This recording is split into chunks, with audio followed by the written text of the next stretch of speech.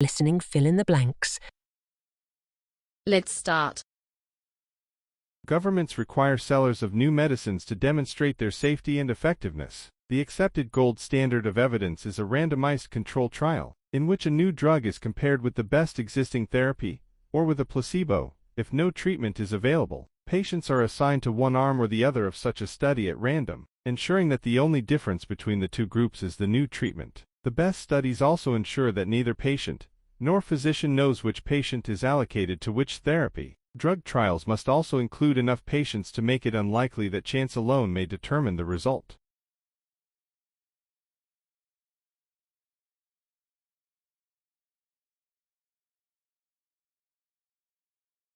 To avoid the widespread adoption of misguided ideas, the sensible thing is to experiment first and make policy later.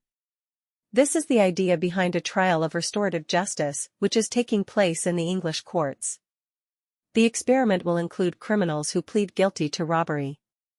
Those who agree to participate will be assigned randomly either to sentencing as normal or to participation in a conference, in which the offender comes face to face with his victim and discusses how he may make emotional and material restitution. The purpose of the trial is to assess whether such restorative justice limits reoffending. If it does, it might be adopted more widely.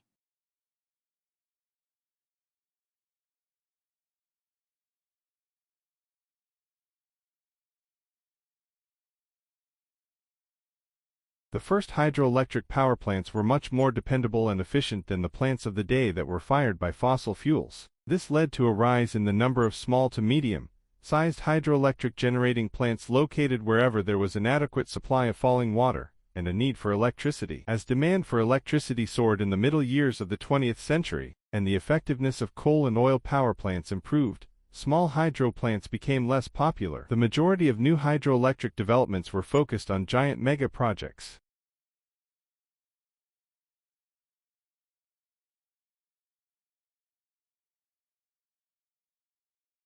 The Egyptian people showed reverence towards natural objects such as the lotus flower, the scarab beetle, the falcon, the lion, the sun and the river Nile.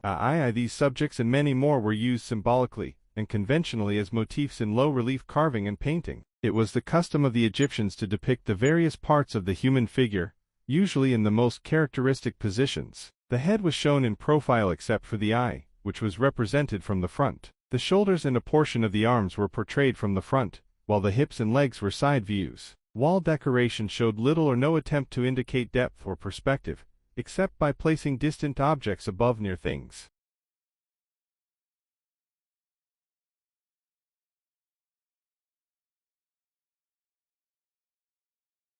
To make political decisions about the extent and type of forestry in a region, it is important to understand the consequences of those decisions.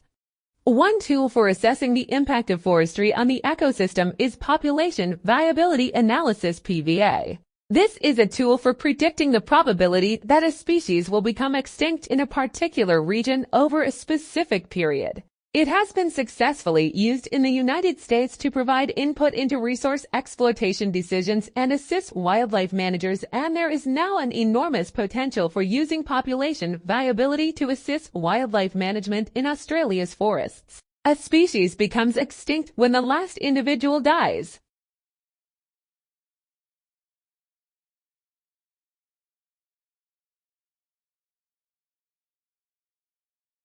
Without the use of animals or wheels, to massive stone platforms.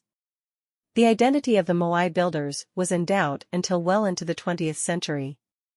Thor Heyerdahl, the Norwegian ethnographer and adventurer, thought the statues had been created by pre-Inca peoples from Peru. Best-selling Swiss author Erich von Däniken believed they were built by stranded extraterrestrials. Modern science, linguistic, archaeological, and genetic evidence has definitively proved the Moai builders were Polynesians, but not how they moved their creations. Local folklore maintains that the statues walked, while researchers have tended to assume the ancestors dragged the statues somehow, using ropes and logs.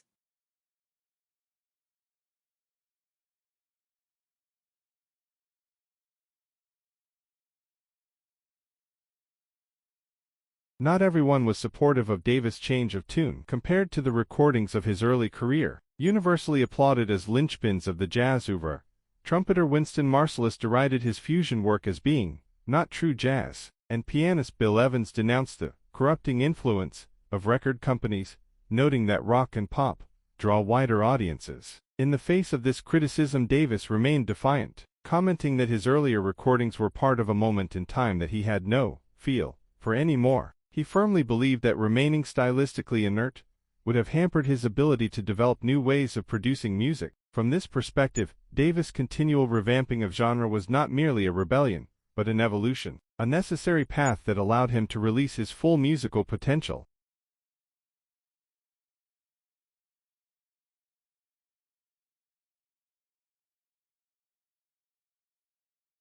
Most of the world-scale pulp mills in Scandinavia and North America have modernized their operations, outlaying substantial amounts to improve production methods. Changes in mill design and processes have been aimed at minimizing the environmental effects of effluent discharge, while at the same time producing pulp with the whiteness and strength demanded by the international market. The environmental impetus is taking this industry even further, with the focus now on developing processes that may even eliminate wastewater discharges. But the ghost of the old mills continues to haunt industry today. In Europe, companies face a flood of environment-related legislation. In Germany, companies are now being held responsible for the waste they create.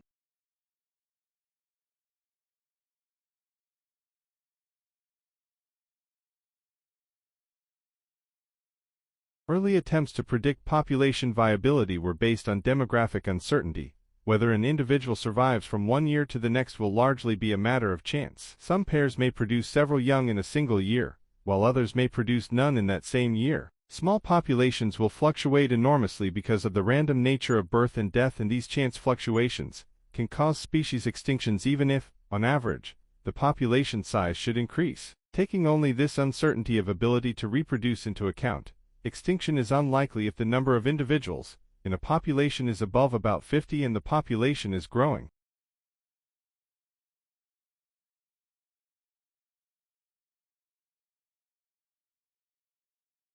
Recent research has shown that other factors need to be considered. Australia's environment fluctuates enormously from year to year. These fluctuations add yet another degree of uncertainty to the survival of many species. Catastrophes such as fire, flood, drought, or epidemic may reduce population sizes to a small fraction of their average level. When allowance is made for these two additional elements of uncertainty, the population size necessary to be confident of persistence for a few hundred years may increase to several thousand.